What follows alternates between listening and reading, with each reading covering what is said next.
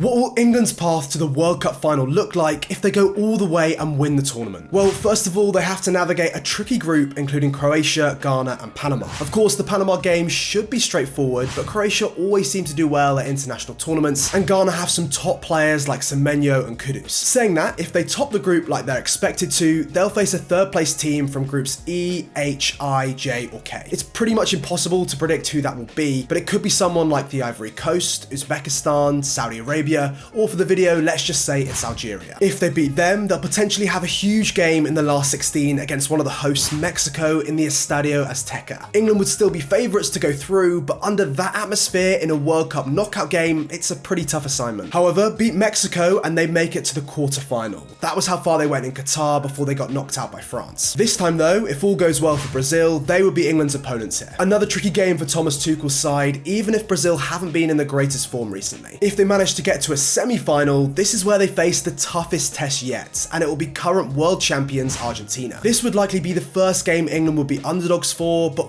what a game it could potentially be. Beat Argentina though, and England would head to New York for their first World Cup final since 1966. But who would they play? Well, France could be their opponents if they get to their third consecutive final, but instead the more likely option would be the team that beat England in the Euro 24 final. And of course, that would mean England would play Spain for the chance to become world champions.